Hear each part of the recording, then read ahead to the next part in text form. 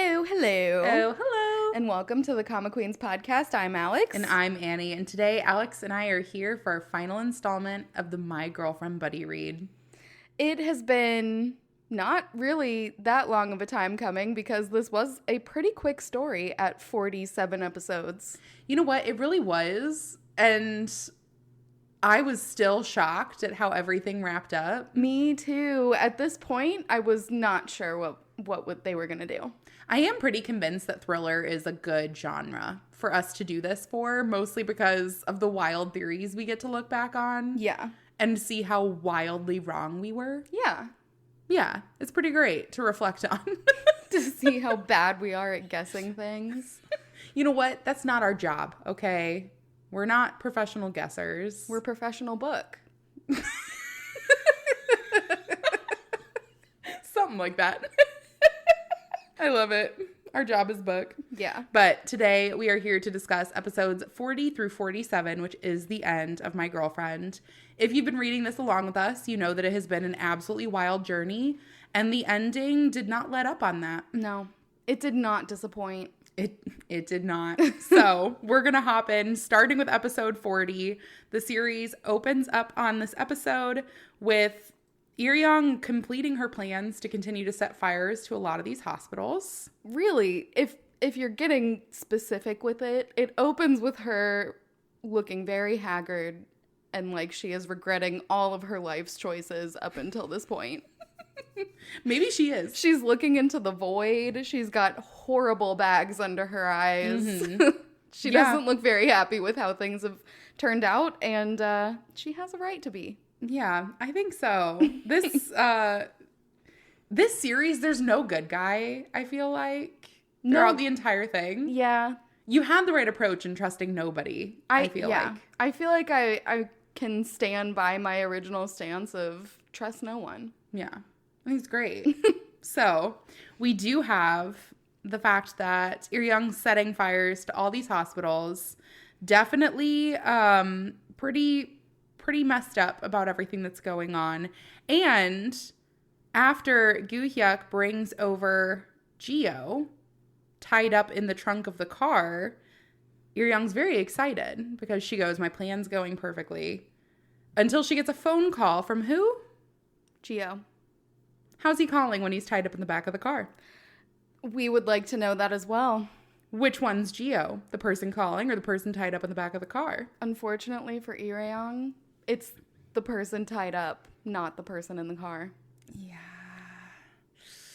Oopsies. So, Ir-young's confused, obviously, because she has Geo right in front of her, tied up in the back of the car. Geo on the phone, not talking in front of her in the car. So she knows they're two distinct people. And as she's trying to figure this all out, who shows up but Miho with an entire army of Geos. Yeah. Which is horrifying. Yeah. And I mean, really they do like plastic surgery. Mm-hmm. She thought ahead. She was like, you know what? I love Geo and I don't want to lose him. So to ensure that I don't lose him, I'm going to give a bunch of people plastic surgery so that there are extra decoys. And boy, did that plan work out for her. Yeah. It did, because she shows up with an army of people, and when Ir-young says, I'm going to kill this Geo, Miho's like, good, go for it. I know where the real Geo is, and he's none of these people. He's not the one tied up in front of you. He's not the one in any of this army of people I have with me.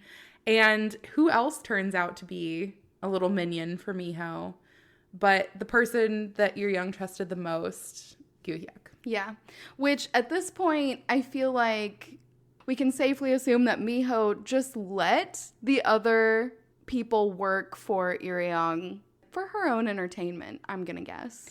I would say probably under the same circumstances of when they transform and they go, Mom, you know, and they know who their leader is.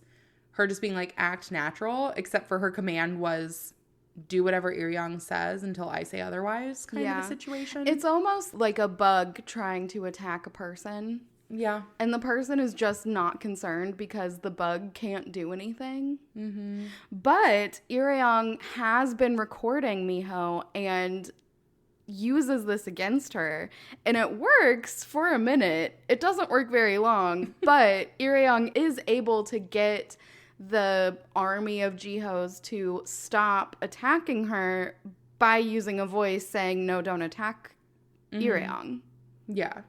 And so it's kind of like what qualifies as the mother. Because you see later on something else happens and we won't get there yet. But if the voice recording counts as mother and Miho counts as mother, then is it Miho's likeness or is it something else? So, yeah, it's a good question. Yeah. And you start to kind of question here. You're like, oh, how is she able to do it?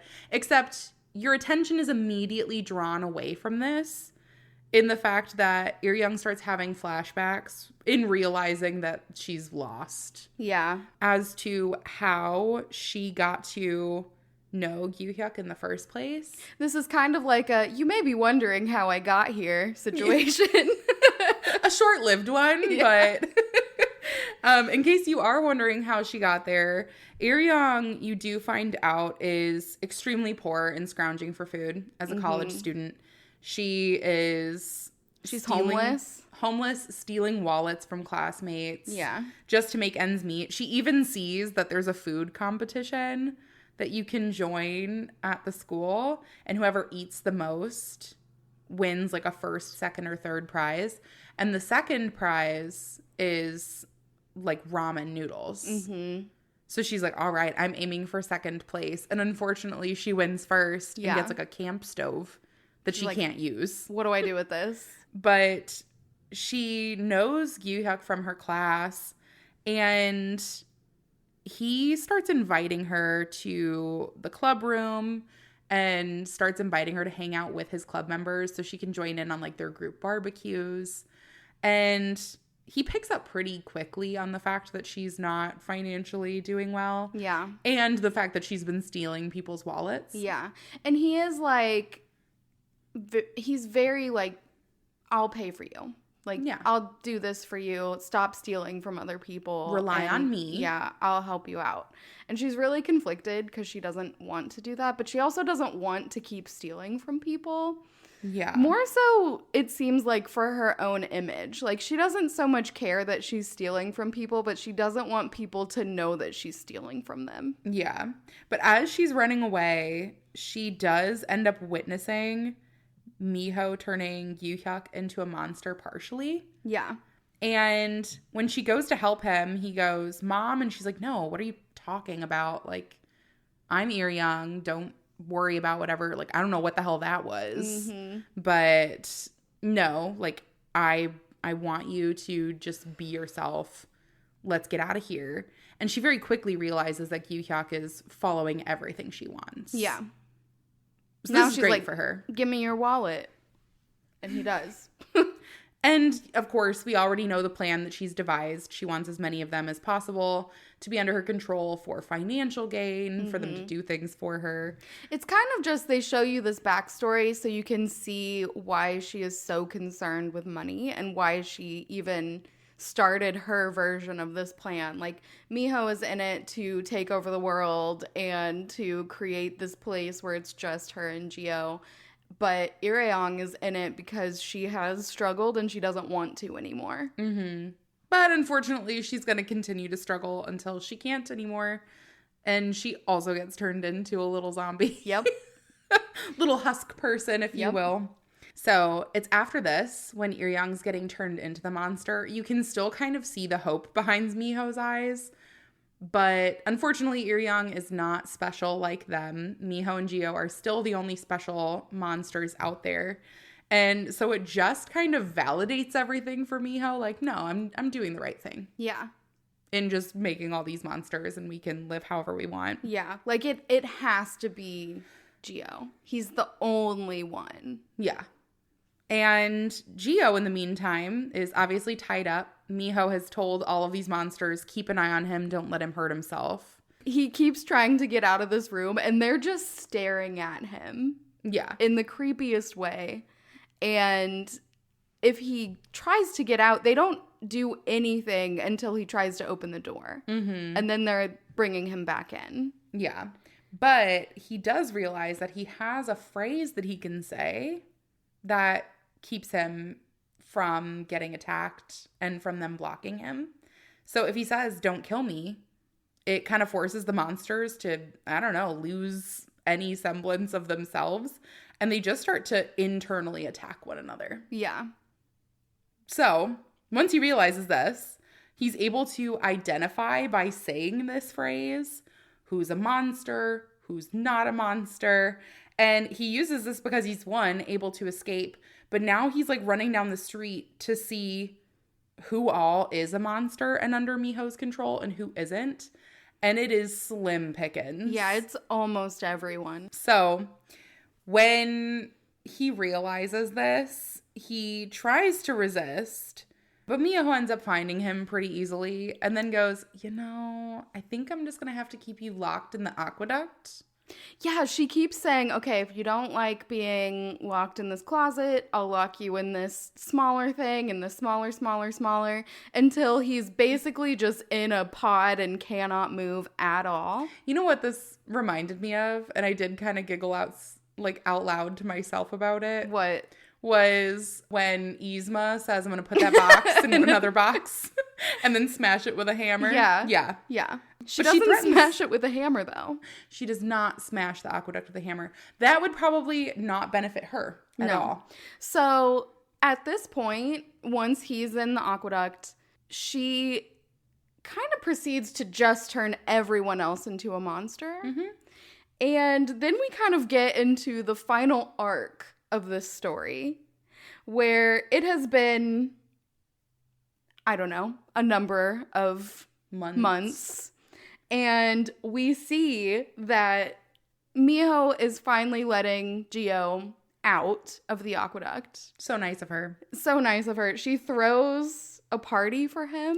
The craziest display I've ever seen in my life. There's a live band / orchestra playing. And this is one of those great episodes that has the music built into it. And it is just perfect. It just made it so much creepier. Yeah. The entire thing. There's parachuters that are spelling out their love in the sky. I mean, it's insane. And Miho is like, all right, look. Have you been in there long enough that you're finally going to accept me as your one and only partner and live happily with me? Because at this point, everyone else is a monster. You have no other options. Mm-hmm. And Gio decides that he is going to jump off the top of this building. We did skip over my favorite part. Oh, what is your favorite part? She also decides she's going to give him a reward sticker book. You're right. Okay. So, describe the rewards in this sticker book. So, she decides that, now that he's made it outside of the aqueduct, there are different levels where he can again, earn more and more freedoms. So, it starts out, he's going to have a group of them watching him at all times. Then maybe he won't be confined to a room. He'll be confined to a building. And for every time he does a really good job with that, she's going to give him a sticker in the sticker book, a nice little reward. And as he continues to build up, he'll have more and more freedoms with her as he proves that their love is real and he's willing to work with her. Yeah. However, there's also punishment stickers. And the punishment stickers say, anytime you go against this, you try to harm yourself or go against the rules that I've set for you, then your area is going to get smaller and smaller again. So you could have the city is your free reign. And then if you upset me and you get a punishment sticker, then you're confined to the building, then to a room. And who knows, you could be in the aqueduct again. Yeah. But just don't do that, okay? And he doesn't like this system. Not really? A fan. So instead of following this, he immediately tries to jump off a building. And I guess he really wanted one of those punishment stickers first. I guess so. But you see a bunch of people jump after him and like grab onto him so that once he lands, he won't be able to hurt himself. And then people from outside, from the buildings, from everywhere just start piling up until he has a decently soft landing for jumping off a skyscraper. I do love his famous last words of, "You suffer with me gone, so die, you parasite." Yeah. But unfortunately, the husk monsters save him. Yes, they do.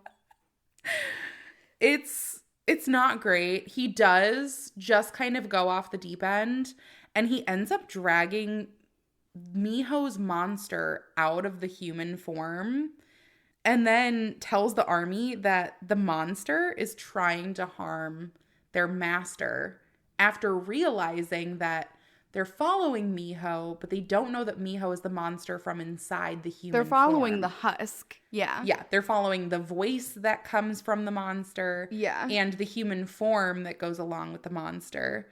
And so all of those husk people end up killing Miho the monster. Yeah. Unfortunately. This also kills Miho the husk. And without the husk, there's no way to undo the reward system that was already set with all the husk people. Yeah, so he basically has like a specific area. He does get to go outside. He's not completely confined to this hotel that he was staying in. But he doesn't have a huge area. And in his current punishment, no one can talk to him. So he can hear other people talking to each other because they were given the directive, act normal, but don't acknowledge or talk to Gio. And so now he kind of is having this realization of like, I understand how lonely Miho felt now. Like, I kind of get it. Why she did it. Wow, she must have been really lonely. And then we have the craziest ending where finally there is a guest who acknowledges him and who he realizes is not a husk. Because as the people are having their own children, they're also becoming husk people because they were told to still keep making everyone into these husks. But she is one of the monsters who can think for themselves and doesn't have to rely on like the directive from the mother. And he is wanting to attach to her now. And she's kind of like, no, leave me alone. Yeah, so we see him at the very end waiting outside of the hotel room saying like, please be mine. Yeah. The end. Oh my gosh. I cannot. I mean, the ending of this, I don't even know. I was not expecting it at all. I couldn't have anticipated it. None of our theories really aligned at all. My theory of not trusting anyone, pretty good. Yeah, because by the end of it, you really can't trust Gio either. Yeah.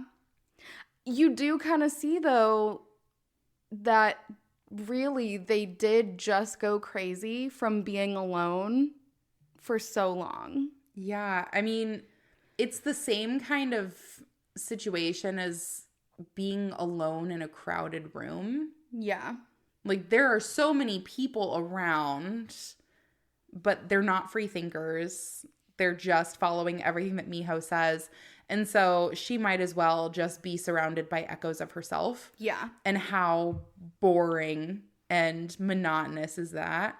Well, and it's almost worse for Gio, too, because not only does he have to deal with the fact that then people are just kind of repeating back whatever he would be saying, but no one will look at him or acknowledge him. And how lonely that has to be filled in a world where there are a bunch of people. They won't let you harm yourself. They won't acknowledge you or talk to you at all. Like, you are just alone forever. You can't go outside of your little area. And I kind of understand why he's going to attack that girl. Yeah, I mean, obviously, we've never been in a similar situation. Really? Yeah. I mean, I guess I'll speak for myself. But not a husk person.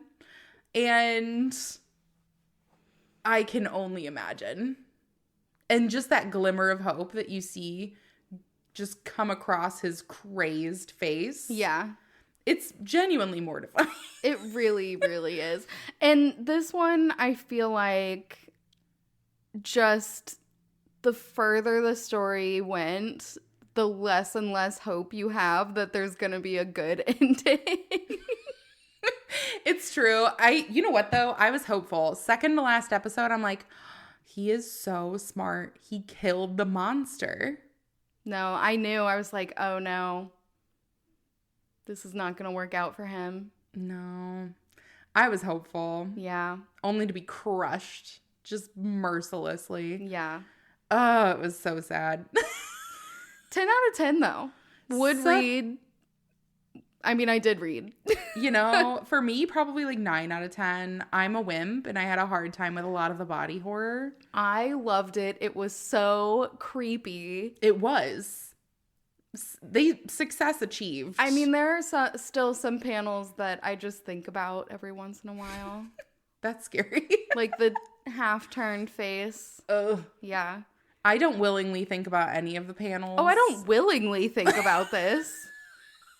This is like my problem, and I know if I've been consuming too much horror because just random things will stick with me forever. Like every once in a while when I'm using this bathroom out here to like brush my teeth or something at night, and then I have to walk across my house, which is not that big, but to go to my bedroom, I'll start thinking about the children from Us. And I don't know if you've seen it. Have not. It's horrifying. Look me in the face and tell me you think I've seen that movie. You know what? I do know you haven't seen it. That's what I should have said. And I know you haven't seen this. But the one kid has like the mask over his head, so you can't see his face. And the other one has like the creepy smile. And absolutely not. I just think about them sometimes and then hurry along. That'll help get your heart rate up. Yep. Who needs the gym? I don't think I could handle it. Yeah. I'm a wimp. I managed this one. I'm patting myself on the back. This one I think was scarier than Garden of the Dead Flowers. Garden of the Dead Flowers was, I think, a little more thriller. This was a little more horror. Thriller, I think, is usually more my speed. Yeah. I can do thriller. I think we should do like a horror one next. Didn't we just do that?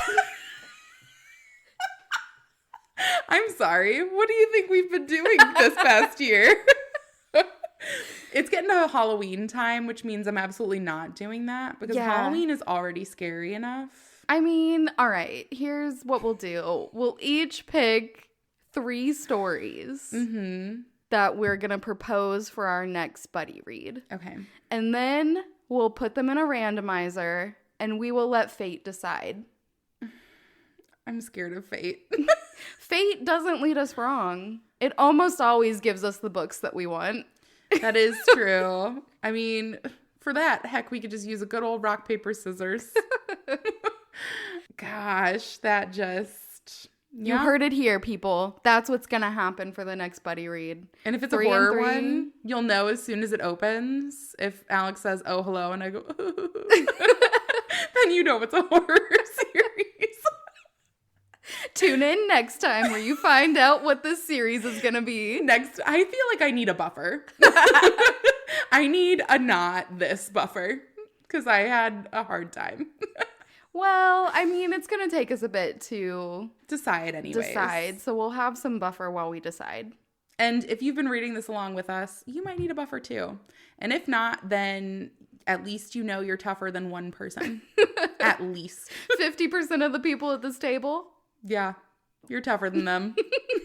Alex, it's a toss-up. But thank you all so much for reading this along with us. I hope you had the same spooky adventure we did. Yes. It had me on the edge of my seat the entire time. And just remember, trust nobody. Trust no one. If you've learned one thing from this entire podcast, I hope it's that. Actually, you could probably trust 2 people, at least when it comes to story recommendations. That's true. We give good recommendations. I'd like to think it's us. Could be 2 other people, who's to say. That are not at this table. But you are listening to the podcast, so odds are you trust us at least a little bit, or we're funny. And I'll take either of those. But thank you all so much for joining us, and we're looking forward to talking to you all on the next one. Goodbye. Bye.